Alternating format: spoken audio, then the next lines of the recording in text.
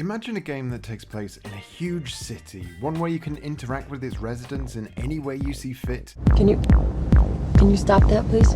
Your task in this game is to solve a mystery. And the way you resolve that mystery is not necessarily set in stone.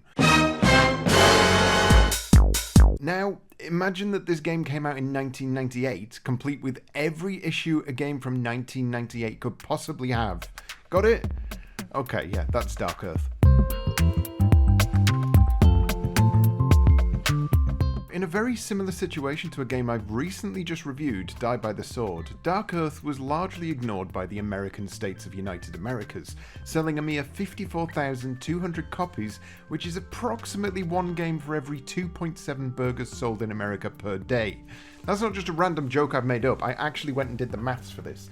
Needless to say, Dark Earth did not fare well there. It wasn't what you might call a whopper.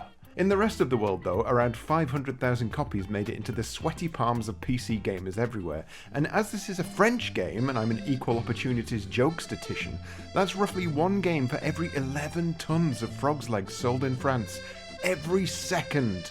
I didn't do the maths on that one, I was using a lazy stereotype, and I was being lazy. God, we're off to a good start. Kalisto, the developers behind this adventure-action RPG hybrid, were more commonly known for another series, one that started in the same year as Dark Earth, in fact, Nightmare Creatures. I never played those though, so I'm not talking about them. They also put together Fury of the Furries, which I did play, and it was okay. The rest of their development list is, shall we say, not exactly anything to write home about, which is just as well, because no one in my house would understand why I've written such a letter. Dark Earth is the standout by quite some margin, because what Dark Earth lacks in, well, a lot of areas, it makes up for in sheer ambition. And if there's one thing I just love about random crap I played on a demo disc once in 1998, it's ambition. Let's get straight to it. When Dark Earth starts, it just starts. There's no cutscenes here to speak of. You simply wake up next to a beautiful polygonal woman and climb out of bed. You've no idea who you are, what you need to do, nothing. But you are aware that there is a delicious slice of ham on the bedside cabinet, which is definitely not the sign of a man with an eating disorder. You'll also find a sword here, as well as your uniform, and it's at this point you'll find that Arkan, our leading man, absolutely loves running his mouth. Here's my Guardian of Fire uniform.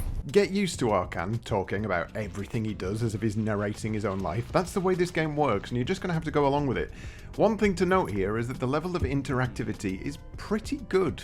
Arkan reacts to different set pieces with different animations and different voice prompts, which is perfect for giving these static scenes a bit more life. The unfortunate side effect of these static screens, however, is that the game controls like Arkan's shoes are covered in oil. You'll be familiar with the premise if you've ever played Resident Evil or something similar. Turning is clockwise and anti-clockwise, and forward moves your character forwards, which is upsettingly brain-melting when the camera changes angle and your brain has to relay your new positioning. Not much of an issue here, where there's nothing going on, but it does cause issues. By golly does it cause issues. We'll come back to that.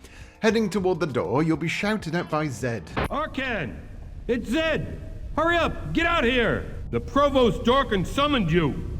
You're gonna get in big trouble if you don't get out here quick! Now here's a big plus point for me when it comes to storytelling. Dark Earth is very good at just inhabiting the world without meta explaining itself. At no point do characters act out of character to explain to the player what any of these words mean. Provost Dorkin? That sounds like something I'd say is an insult. Shut up, you Provost Dorkin, for example. But the game believes in its own world enough that it doesn't have to stop the action to explain to idiots like me that Provost Dorkin is not an insult. You'll simply find out later just what that means. This is good. This is most definitely a plus point. Arkan, finally! Look, I have to get going. It's time to head up and start training. Just a shame about the voice acting. It's not awful, it just manages to sway between competent at some points and hilariously mediocre at others. Arkan, in particular, at this point in the game, feels like he has the personality of a 14-year-old, even though he has the mutton chops of a 50-year-old. That does change, however, and David Gassman, who you may recognise as a random voice from 1001 other games, actually does an insane amount of heavy lifting here. For reasons we'll get to later, Arkan has many Many voices, and Gassman must have been in the recording studio for the best part of a month reading all these lines, probably with zero context, so bravo, even if some of those lines turn out to be... I don't have any time to waste. Next up, Arkan is off to receive his orders, and here's how you can tell a character is evil before they've even done anything. Ah, Arkan. It's you. I mean, come on, that's a backstabber's voice if ever I've heard one. Provost Dorkin, I'm sorry. I was, You're already in trouble, Arkan. Don't insult the man by calling him a Provost Dorkin as well. You're promptly informed that you're required to take up your post before the great Sunseer arrives. And much like the game's excellent show-don't-tell storytelling, the game's logic follows in the same way. You're never actually told where anything is. That becomes a problem. A fairly big problem. Before we get to work though, a small detour into a room full of pictures that, on examination, show the credits of the people who worked on the game. This is a bit fourth wall breaking, is it not? Surely this would be better placed at the very end of the game? Whatever. On the way to probably where I'm supposed to go, we meet a few characters. Soldiers. And not just nameless soldiers. These are characters that inhabit the world with names and an acknowledgement of Arkan that says, these people have history. light me with you, guard. Light be with you, Arkan. That's all great, but this is a barracks, and so far I've seen one woman who shouldn't even be there, one burly man who leaves immediately, one guard, one captain, and then 2 foot soldiers. Not exactly bustling, is it? Outside, we come across an exposition dump. Our entire city is in danger. I sense it. You well know that in the past, my predictions have always been correct. I beseech you, let me continue my research. But Rilsadar, what are you afraid of? The darkness... Touching you! Your words cause me great alarm, Rilsadar. Be careful. Take this. I do not wish to keep it with me. It will be safer with you. Remember that random thing he's just passed over? That'll be important in about 3 hours. My father and Lori, the great Sunseer, with their heads together.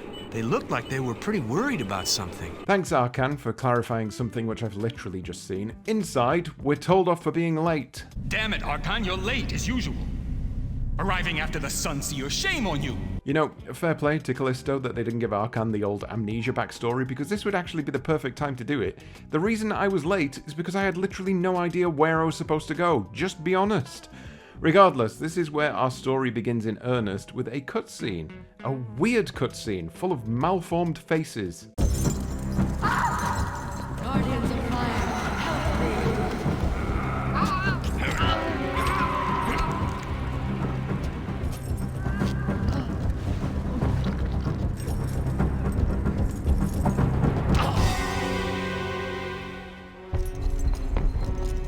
No! Sorry, can we just play that again? No! I will be having nightmares about this face for years to come. You're immediately slapped into a fight with one of these people, I guess. And it's at that point I realise I've been a silly boy and I haven't read the manual. Oh no. Cue awkward action sequence as I press every button on the keyboard.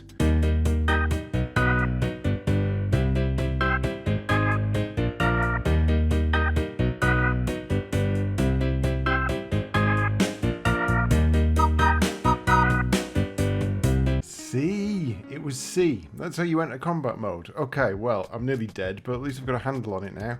And combat here actually feels pretty damn good. Once combat mode is activated, holding control and a direction button will see you do various attacks, while pressing control and down will have you dodge. It feels pretty freeform and open and works specifically in this scene because the camera never changes.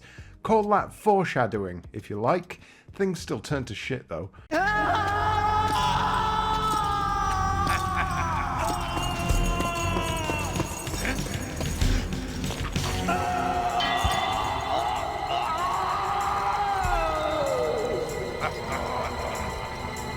Rabbit, rabbit, rabbit, rabbit, rabbit, rabbit.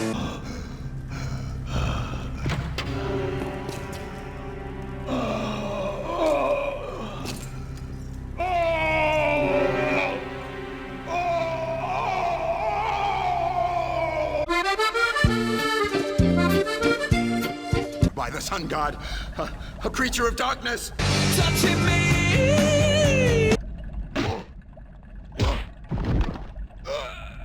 Now, in my defense, I was trying not to kill him because I thought he was a good little boy, but also I barely had any health left from the last fight. Oh well, at least I don't have to play all of that again. Oh, my bad, I do. Never mind, I get another chance to do this fight properly at least.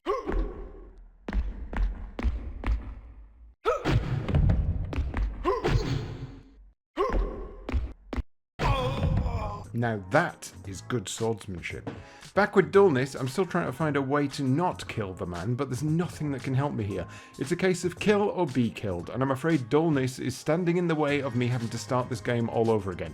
Notice here just how awkward it is to actually face the correct way when trying to attack, especially with the short range of my useless fists. Sorry, Guardian. You gave me no choice. This is what I mean about the voice acting. I can only presume Gassman had absolutely no context for this. Arkan has just killed a man in cold blood, a fellow soldier, someone he knew by name, and his response is, "Sorry, bro." Anyway, we meet the Doctor, who is also suspiciously evil sounding. This Guardian attacked me. I had to defend myself. Yes, a superstitious fool. Don't worry, I understand. Kill or be killed, you had no choice. Thanadar tells you that you've been cursed by the darkness.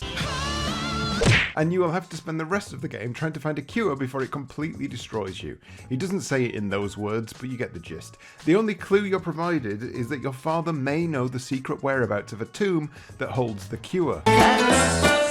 This has to stop. He warned you to be wary of others, because if there's one thing people in this place hate, it's a big, ugly Arkan. And then you're just left to your own devices. After rooting around for a knife, which would have come in handy for a fight about 5 minutes ago, and a flask that Arkan randomly decides he might need at some point, you head next door to see your father. Arkan, Great Solar, can it be you? Laurie was right. They contaminated you. It's the curse of the darkness. Oh, no, we're done with that. He seems reluctant to talk about the crypt that Thanandar mentioned because apparently it's very, very important and sacred and whatnot. But you'd think taking one look at your own son and his giant deformed face might change his mind about that. He requires approval from Provost Dorkin first, so in the meantime he asks you to go and see the archivist. Once again, he doesn't tell you who that is or where to find him, so good luck. Your girlfriend also turns up to do a bit of sobbing, but that's not important. There is a locked door here that's probably important, but let's just cut back to this scene a second. Notice anything? No? How about now? Well, congratulations if you saw it. That, right there, is a piece of paper that is vital for getting anywhere later in the game. I did not notice that, at least not yet.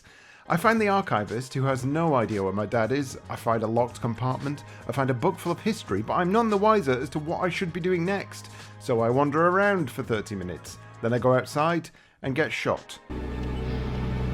Look out! Look out for the creature! It's at this point I realise I haven't saved again. This is a save point, this thing on the wall. You'll need to keep your eye out for these because depending on the camera angle, some of them are particularly difficult to spot. However, there are a lot of them, and I recommend you save often because there are quite a few occasions where death just lands in your lap. Being fair to the game, having to replay segments isn't too much of a hassle. You can handily skip all cutscenes and dialogue by tapping enter, and as most of the game so far is cutscenes and dialogue, it only takes 10 minutes or so to get back to where I was. And bonus, this time I actually spot the piece of paper under the bed, so I probably also saved myself about an hour's worth of wandering. If you seek the way to the music of the spheres, move 3 times to the right towards the sun god, then twice to the left, honoring his emissary, the moon. Oh good, cryptic clues, that was a fun. After more strolling around, I come across Thanandar, the Doctor again, and look, I know doctors like to stick their hands inside people's bodies and move stuff around, but this guy is reveling in it. What are you doing to him? Healing him. But he's dead. No, ignoramus. He's still alive. No, I don't think so. It's at this point that you'll notice the vast majority of the town is absolutely spooked by a weird appearance. I mean, if this hadn't already clued you in. The soldiers you spoke to earlier, for example, are not exactly tolerant of someone who looks like they fell asleep on a stove. Hey, you! Over there! Halt! Garn, watch out! Arkan? Garn! Stop him! See ya. Wandering around with no clue what to do, I find a compact disc which is described as a magical mirror from the before times, which nicely sets up this world as something largely futuristic. CDs have come and gone, but everything looks like it's from a steampunk medieval period. Good world building, I like that. I'm still no idea what the hell I'm supposed to do, or where to go though. In a last-ditch effort, and to stop me from getting bored of aimless wandering, I look up a guide to see if I'm headed in the right direction. I am not. The next step is to use the cryptic note I found under my dad's bed, not that cryptic note, the one that's banging on about moving towards the sun god, and then I use that note on the cupboard in the archivist's room. There's no real way to know this is the answer, unless you just happen to piece that together in your own head, without any sort of hint whatsoever. This is a common theme in Dark Earth, so get used to it. This opens a small compartment with a metal plate in it. I still have no idea where I'm supposed to go. The only place I've not yet gone back to is the barracks, and not wanting to cause any more bloodshed if I can help it, I run past the guards instead of confronting them. Thankfully, they are the worst guardsmen in history, so that's easy enough. After checking everywhere I've already been and coming up with nothing, I decide to check out some new areas. Firstly, a prison with a guard which doesn't really seem like it's worth the trouble, considering I don't know anyone who's imprisoned. I then head in the other direction and find some more items I have no real need for. On heading upstairs, a scared man just lets me rifle through his stuff. What? Who are you? Get out of here or I'll call the guard! All I come up with is a key, and all that key does is give me a uniform which, once again, I have no idea what to do with. So I guess we're just left with the prison.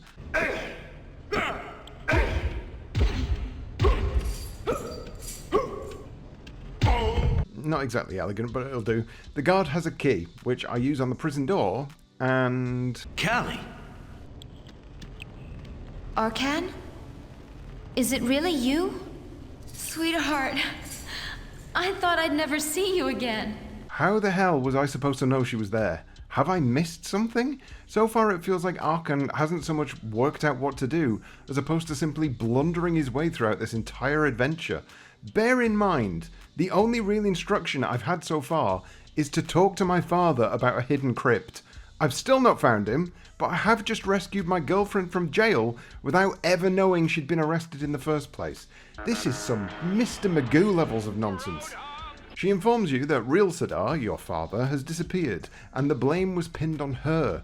You now need to escape, and to try and make that escape a little easier, you can give her the sweaty clothing of this fat, bedwetting man you found earlier. They come up with a plan to pretend that you are her prisoner, but this is pretty much a useless plan because the guards attack anyway, leaving me to wonder what the point of the uniform was in the first place. Watch out! Your prisoner's escaping! I didn't do anything wrong. In order to get past the guard with the gun, Laurie convinces him to move out of the way with the most unconvincing voice I have ever heard. Guardian of Fire! What are you doing here? You were summoned to go with Guardian, to the Rahal room. What? This is the first I've heard about it. Hurry up! Dorkin's not in a good mood today. Dorkin? Well, I'm on my way. Thanks. Okay, I'm starting to believe that everyone who inhabits this place is an actual idiot. Regardless, we're finally out of the main city and into the lower quarters. Come on, we're going to see Danry's.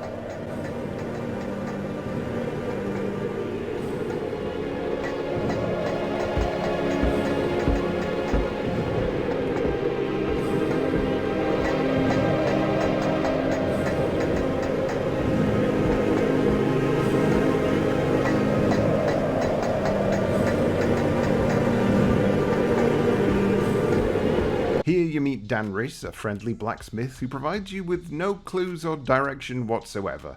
You also meet this homeless disabled man who seems to be 90% hideous clawbeast. He also is completely useless and simply insults you. Look what the cat dragged in. Never seen your ugliness around here before. If I'd seen you, I wouldn't have forgotten. A face like yours is enough to give anyone nightmares. Probably don't want to be throwing stones in that glass house you don't even own, you squeaky-wheeled little shitbag. Searching around this area, I found a metal breastplate that I can't use, and then I meet a guard who, finally, after multiple hours, gives me some form of direction. She mentions a man named Armal Sadak who may know something that could help me, and with all that out of the way, it's time to show you a cutscene that sums up the exact period of time this game was made in.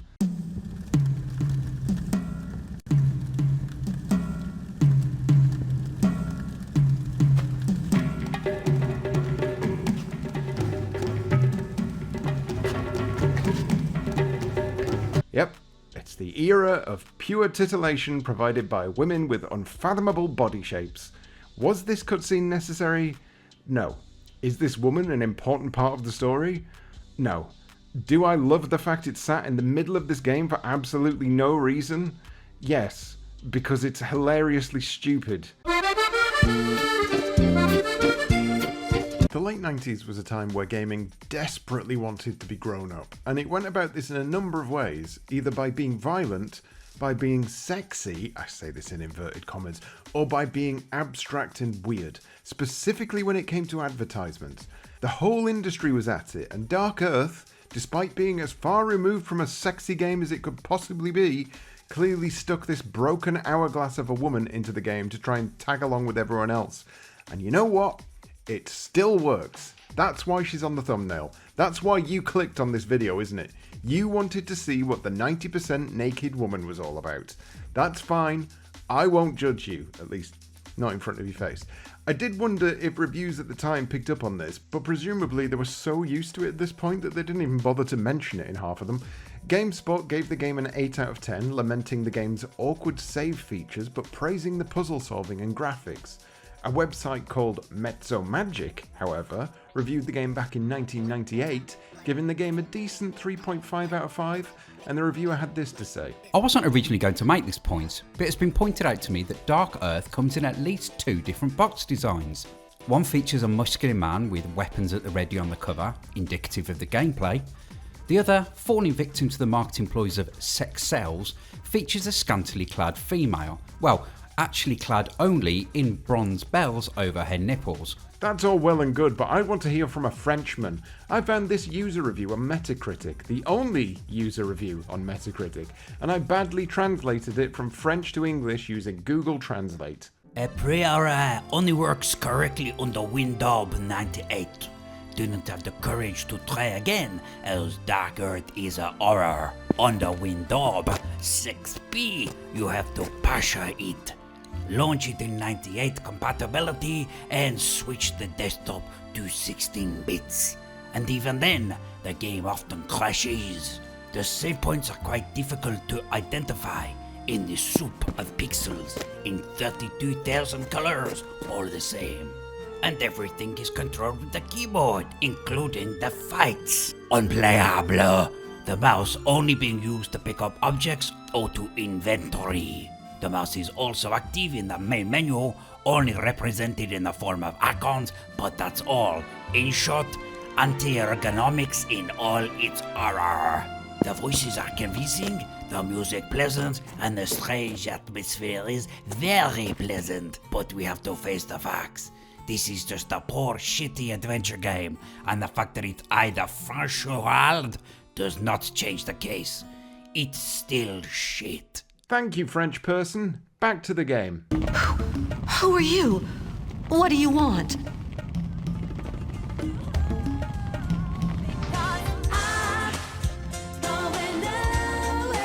I've no idea why characters keep doing this, but it won't be the last time you see it. Here you'll find 2 characters. The barman tells you that you should go and see Armal Sadak. The barely clothed woman also tells you that you need to see Armal Sadak, although she does divulge that he won't speak to you unless you know the secret password, which she's not willing to tell you unless you give her something beautiful. After trying a few things, it seems that the CD I found earlier is the prize she's looking for, and with that, we've got our entry password. When you see him, say this phrase. When the time is root, they will wick down the canal to the ossuary, where they will be pocked up by a submarine. Armal Sadak lives on a permanently anchored boat with 2 men, make of that what you will. I do like this little interaction every time you walk up to the door though. It's little touches like that which breathe life into the world, and even though it literally happens every single time I walk up to the door, it's still a cute addition. Inside we speak to Armal Sadak, who challenges us to a game in order to get more information. That game is Othello, otherwise known as Reversi, otherwise known as 1001 other names. In Dark Earth world, it's called Yong, and in order to play, you need to offer up a weapon. Now, it's not actually necessary to play this. Armal basically just gives you a bit of flavor text when you beat him, but I specifically wanted to play this because this exact area was what stood out in my mind most when I first played the game back in 1998. The demo in question had this Othello section in it, and for decades I could only remember the game as that adventure game on PC where you were poisoned and you could play Othello. That's all I had to go off until I spotted the box art on Twitter one day and finally got to put the name back with the game. The reason this is important is because where you need to go next is the least intuitive thing I've ever seen in a game, and that also stuck in my mind because I remember it taking me weeks to work out. It is truly baffling. Here's the deal. Armal Sadak tells you can find the sons of bitches that poisoned you in the sewers. They're called the Concholites, by the way, which is probably the least menacing name since the Clangers. As is standard with this game, however, Armal Sadak doesn't tell you how to access said sewers. Here's a little test for you. We've already walked past the entrance on the way here. Here are 4 screens we've already visited in the game. Take a good long look at them and make a decision as to where you think the entrance is. Keep the number in mind, 1, 2, 3 or 4. Got it? Okay, the answer is 3. Now, you still may be wrong about where the entrance actually is. Where on this screen is the entrance to the sewers? It's here. This small segment that's missing a barrier. There's absolutely no indication that this segment leads to anywhere until you move over to it, and you'd have no reason to move over to it because why would you? As far as your scope of the world is concerned, it leads directly into the sea. There's a boat anchored in the same water mere feet away. The only reason I knew I had to do this is because 25 years ago, I spent weeks trying to find it. Thanks, Dark Earth, and thank you, long-term memory. Once we're inside, there's a few fights in narrow spaces, and make sure you keep an eye on where the enemies drop. The water isn't transparent, but you can still loot the baddies once they're deaded. Pretty much every enemy will drop a weapon, and it's very handy to take all of them because your weapons do break, and Arcan has no inventory limit whatsoever. Take all the weapons. We, the Concholites, will take our rightful places in Sparta. We will rule over all. The Sunseerers will grovel before us. We will wipe our boots on their bald heads. Yes! But if we want to subjugate these vermin, every last one of us must remain strong, and all who fail will be crushed without mercy. I hate every single face in these cutscenes. Where's Jorg?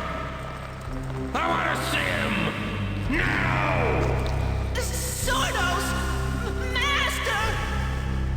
You were given a simple mission, Jorg. There were only 2 Guardians of Fire, but you failed. What is this camera angle doing?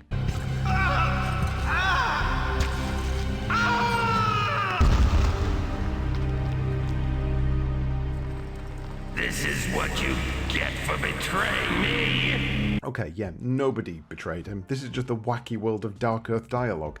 This is where the game gets brutal, and I mean really brutal. For the next half an hour of gameplay, I'm subjected to the worst moments of Dark Earth's combat.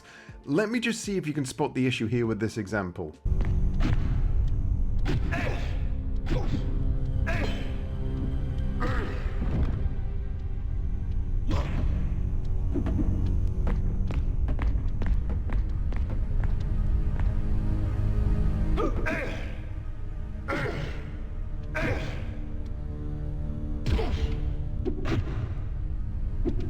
Every single screen features at least 2 enemies.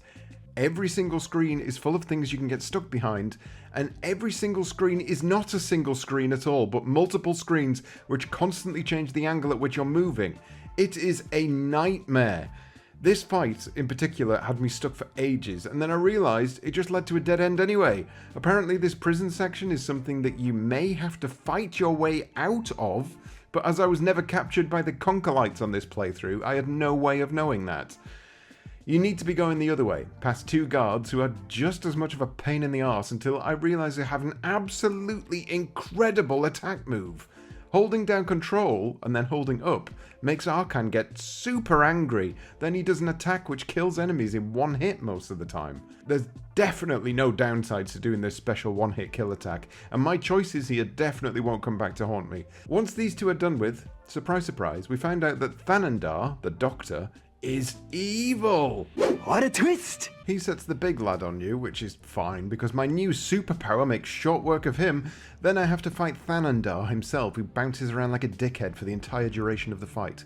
Once done, you're given an awful lot of new inventory items, keys, tablets full of information, weapons, potions, a confession that Provost Dorkin is in league with the Concholites like we didn't already guess that, more bedside cabinet ham. Too much to mention, and none of it truly pointing me in the right direction outside the fact that Dorkin needs to be confronted. I didn't do that just yet though. I wanted to read over a guide on what I'd done so far to see if there was anything I'd missed, and it's interesting to note here that my gung-ho attitude of smacking people around isn't actually the only option. There's a slight clue provided by this barman earlier. I'm Arkan, friend of the Scavengers. I've got some problems with the Guardians of Fire, and could use a little help. I see. But you won't have any luck here. Well, there's a flask of Stoll on the table.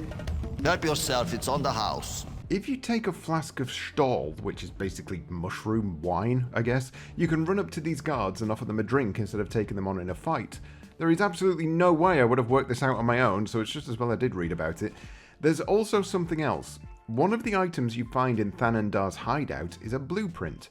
Give this to Dullness and she'll offer to make you a weapon, if you can get a missing part, which just so happens to also be inside Thanandar's hideout as well.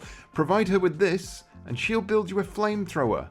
Once again, I would never have worked this out because I'm dumb. Back on the trail of Dorkin, we find he's being guarded by Captain Fedoria, one of the 6 people who live in this place.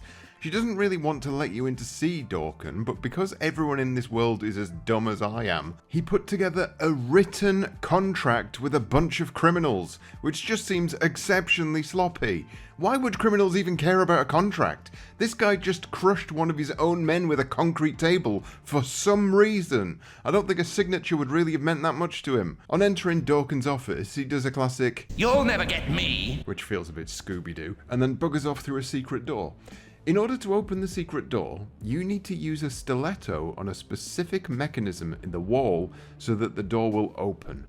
Which begs the question, did Dorkin have 2 of these stilettos, like a spare key, and he just left the second one on his desk? Or did he use the stiletto, run back to his desk and put it down, and then run back to the secret door just before you entered? Not exactly the most logical of escape plans, but fair enough. After climbing down an escape hatch, we finally, and bizarrely, find our father, who is pretty much dead. Once again, nothing I've done has actually led me to finding Real Sadar of my own volition. I've just found him coincidentally, and he just so happens to be about to die now. Because, and stay with me on this one, the Concholites poisoned him and Zed. Again, we've not seen Zed since the start of the game, and I've no idea what he has to do with any of this. He tells you that Dorkin doesn't really have much to do with it, but that you need to watch out for Thanandar the Doctor. When Arkan says, "But Father, Thanandar is dead," Real Sadar explains that the human version of Thanandar is dead, but not the evil monster he's become. Which sounds metaphorical, but no, he's actually become an evil monster. You'll find out later on.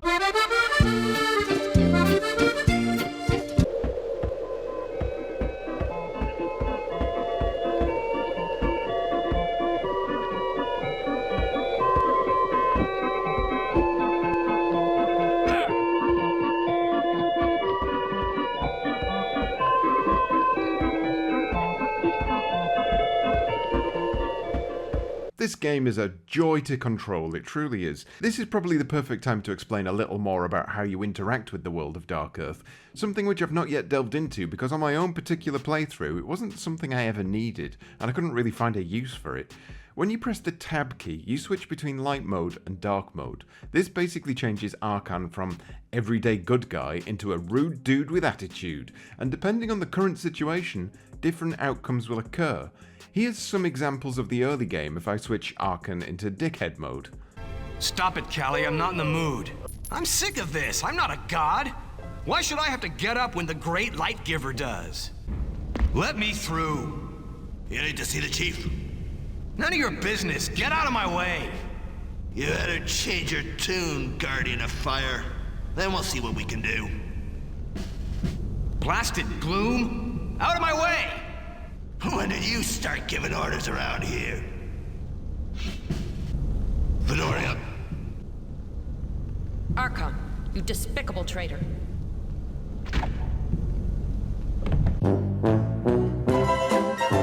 This is what I mean when I say David Gassman absolutely went to town on the voice work, but it's not even the half of it. Remember when I was getting all free and easy with my super special attack down in Conkalite Bay?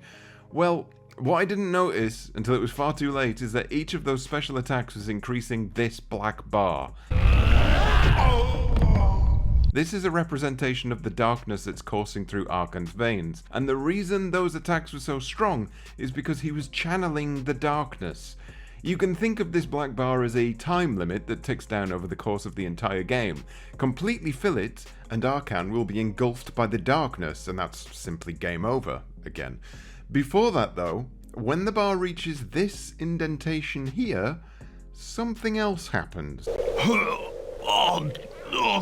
Oh God! What's happening? We are the evil. I can't take it.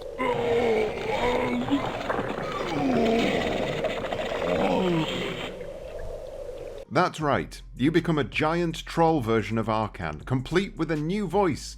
This means that David Gassman recorded lines for light and dark versions of Arkan in both his poisoned form and his giant troll form. Hats off to the man, but also hats off to the developers. This is one of the main reasons this game stuck out to me, and one of the main reasons I wanted to go back and revisit it. It may seem quaint and janky in this day and age, and it sure as hell has a lot of problems and frustrations, but there's a great wealth of interesting choices made when putting all of this together. Interacting with people how you see fit will change how you progress. Killing certain characters will mean the story unfolds in a different manner. It's unnecessarily ambitious at what it's trying to do, because sometimes even the basics aren't quite up to snuff. This extra stuff is just needlessly over the top. In your new troll-like form, expect 90% of the population to attack you on sight, or conversations to be a little more, "Ah, you're a big monster, I'm scared." But before getting into any of that, we stumble across Thanandar, but not the Thanandar we knew, the monster that Thanandar has become. And I'm not sure if the guy actually explains how or why he goes from being this human, who is also dead because I killed him, into this monster. I can only assume between me last seeing him and meeting him again here, he did a lot of super special attacks in order to rapidly change into the beast he is now. You'll notice that Zed has wandered downstairs. Follow him and you'll get this cutscene.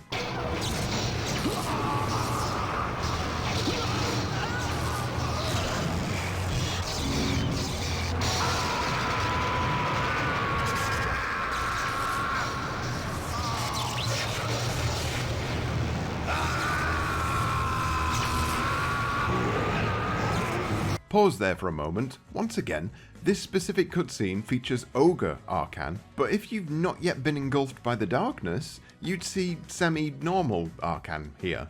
How cool is that? Quite cool.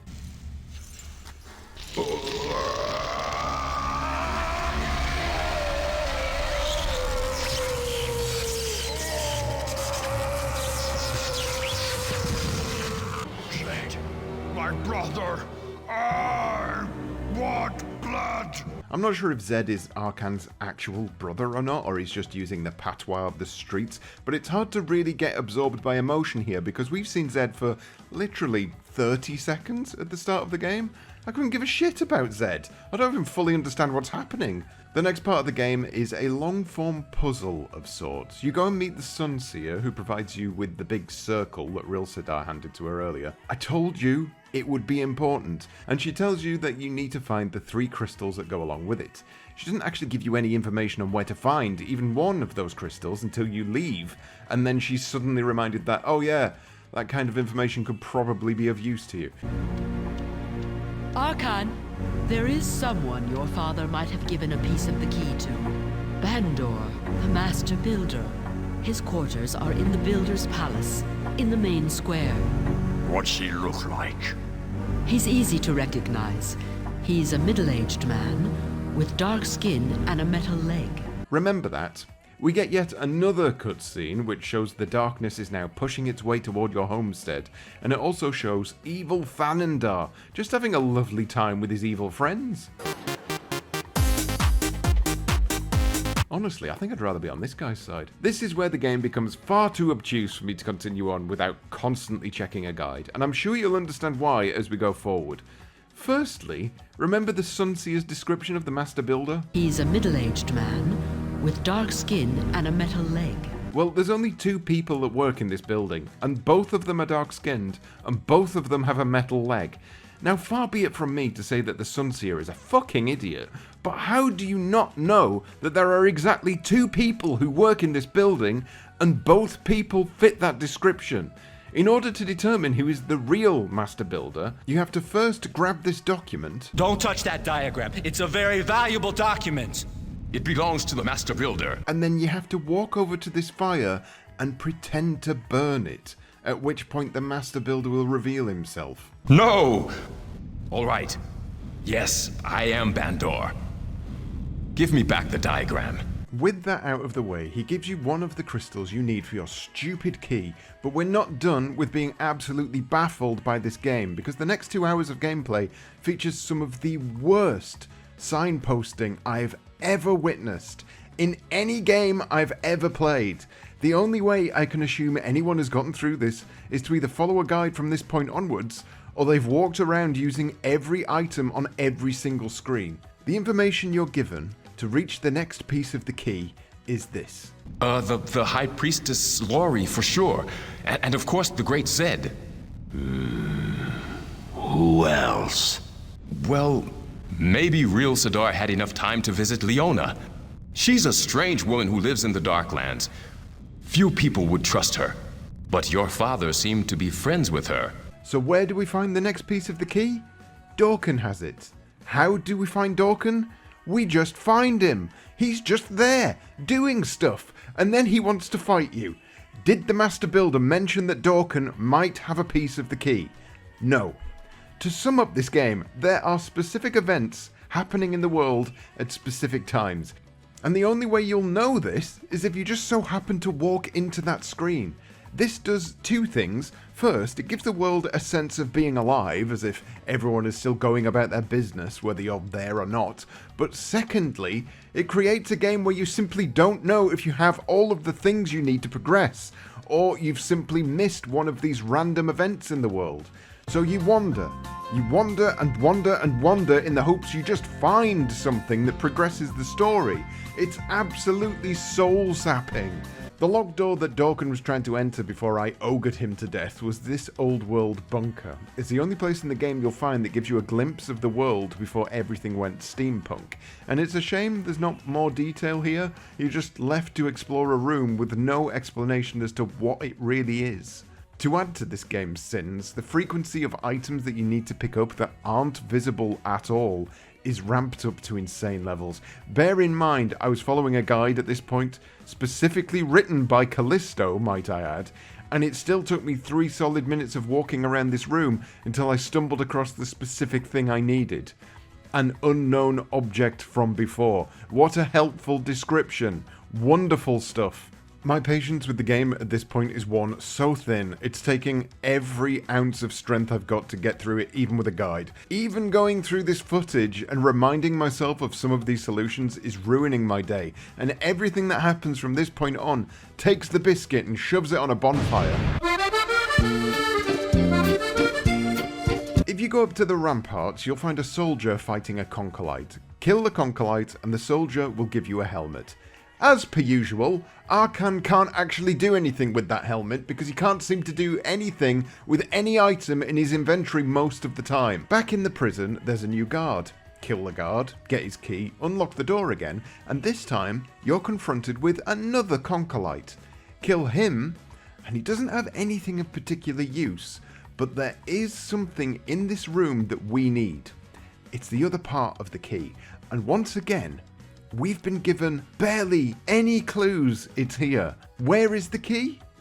It's in the bed. Here's what happens when you use the bed. So how do you get the key? You switch Arkan into dark mode the first time it's been a requirement in any part of the game so far, and then you use the bed. So, we, as players, were to piece together the fact that Zed was poisoned by the Concolites before he died, and because the Master Builder said that Zed might have a piece of the key, we should have assumed that one of the Concolites would have stolen a piece of the key from Zed. Further to that, we were then supposed to second guess that the particular Concolite that did this would have been arrested and placed in prison, being able to smuggle the key in there because of this piece of dialogue between Arkan and Kali earlier. But what were you doing in prison? The Guardians of Fire. They captured me in Real Sidar's room. And they let you keep your knife? Wonderful guards we have. And under that assumption, knowing that the key was definitely in that particular room, we were then supposed to know that Arkan had to get angry with the bed in order for the piece of key to fall out. If any of you are sitting at home right now, nodding along in agreement that this was definitely the thing we should have been thinking, I want you to take a good hard look at yourself in a mirror and question why you're such a filthy liar. Next up, you know how in point-and-click adventure games you combine items in your inventory to make something new? It's a pretty common staple, but it's not something that ever occurs in Dark Earth, which I did find a bit odd throughout my playthrough. You have this big inventory screen, the only place where mouse input actually works, and yet you can't combine any of these items together, at least not manually. As Dark Earth pushes towards its conclusion, it really does double down on not telling you anything and making you work it all out based on off-the-cuff remarks made by random citizens. The Master Builder, for instance, mentioned this woman. Maybe Real Sidar had enough time to visit Leona. She's a strange woman who lives in the Darklands. Few people would trust her, but your father seemed to be friends with her. He mentioned her as someone who might have a part of the key, but we know she doesn't have a part of the key because we've already found it all. But the mere mention of her lets us know she exists. He says she lives on the outside of the city, but as we've not found any sort of entrance or exit from the Starlight, how on earth do we reach her? We go scuba diving. At no point does the game ever suggest that this is something you're likely to do, and in all fairness to Kalisto, this is an optional area, but the logic required to reach it is insane. Remember, ages ago, we picked up this metal frame that we couldn't use, and then, more recently, this helmet we couldn't use. We also, at some point, picked up a pipe of some sort, but I can't even remember where that was because we picked up so much random crap on this adventure that I haven't found a use for. I'm at a loss. But here's the thing. Once you pick up all three of these items, they combine in your inventory with no dialogue, no mention, no hint at all, and they become... You would only know this if you just so happen to spot it in your inventory. And here's another twist. It's simply called Metal Suit, brackets, very heavy. That's all the information you get. So how on earth you're supposed to know to go all the way back to the Concolite's lair, stand in front of this specific ladder, then use this item in your inventory? Well, your guess is as good as mine.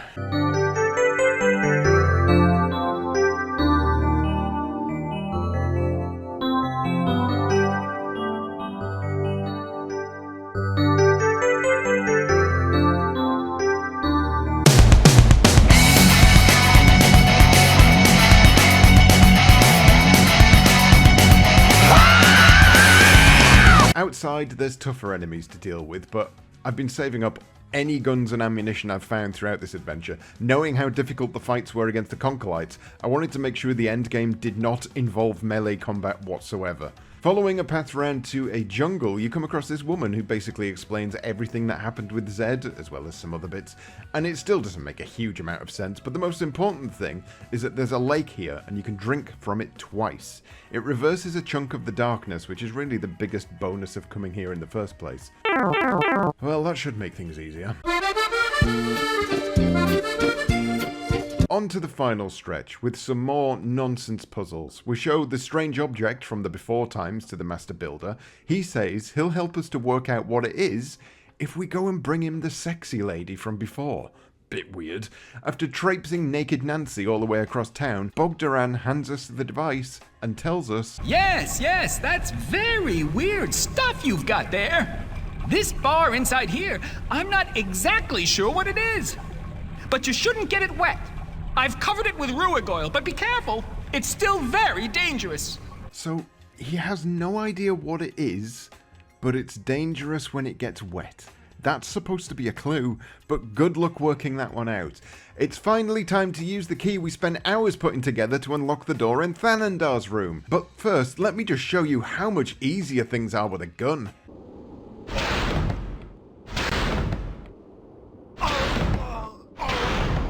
Arkan has killed 90% of the population at this point. Through the secret door, which I'm now thinking could quite easily have just been pried open, we get a ton of information that my attention span simply cannot absorb, as well as some more cryptic nonsense that leads me nowhere. These are vital for the final segments of the game, but at the moment we've no idea how to reach the final segment of the game. All we know, thanks to smatterings of conversation, is that the tomb we seek is beneath the Starlight.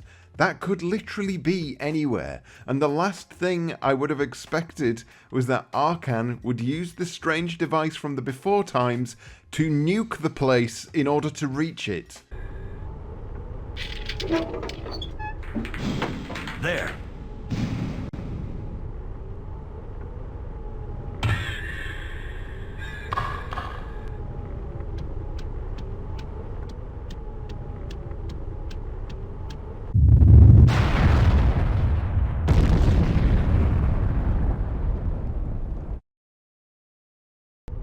Whoa! Seriously? That's your reaction? I'm pretty sure if I just blown my hometown to Kingdom Come, I'd make it sound a bit more shocked than a Keanu Reeves impression. Whoa! Here we reassemble a propeller, which we'll use to fly down into the hole, something that makes absolutely no sense, physically, whatsoever, and the only way Arkan will do this is if, for the second time in the entire game, we switch him to dark mode. No, if I jump, I'll kill myself. What the hell? What have I got to lose?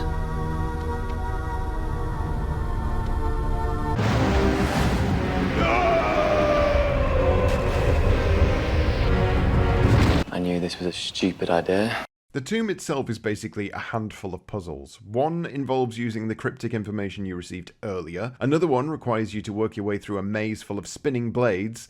The game doesn't even bother to tell you that pressing space will now make you duck. So if you were attempting this without a guide, congratulations on probably getting completely stumped here, although I'm sure by now you'll be used to it.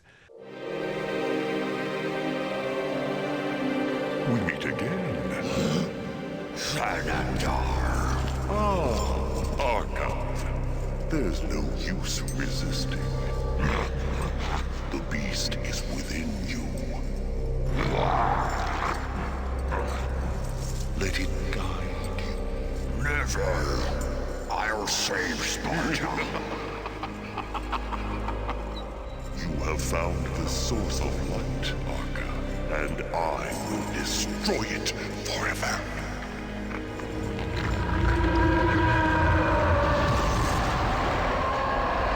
Why does Thanandar keep changing into different things?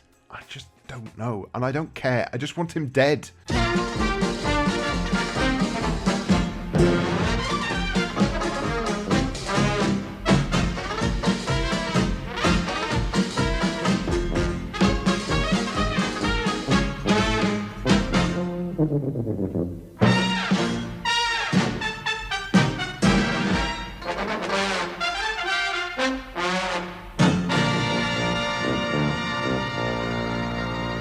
Well, that didn't work. Turns out you can't actually kill him, at least not with the thousands of guns I've stocked up. No, instead, you have to do another puzzle. One that's hidden in the opposite direction to where the camera is pointing, just to make you even more confused, I guess. Up here, you move some lights about, and there we have it. Blast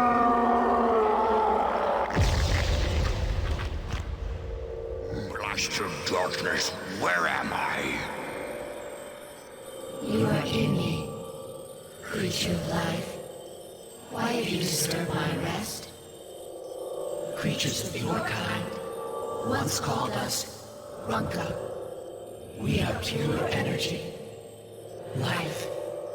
Our world is infinite space outside of time.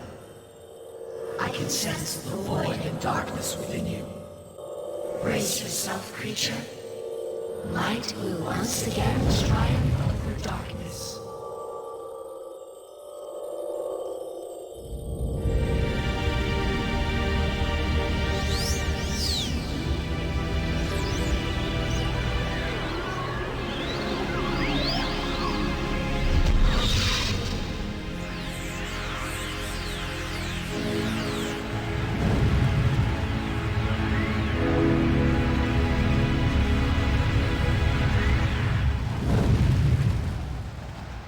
I really hope there's some post-credit sequence here, because this hasn't really resolved anything. So many people have died throughout the course of this game, and the only thing that's really been fixed is Arkan getting cured and Thanandar getting dead.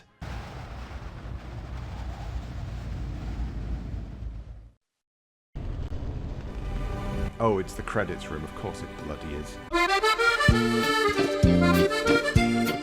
It's hard to truly recommend Dark Earth, despite the fact it's brimming with ideas and invention that I wish other games had learned from.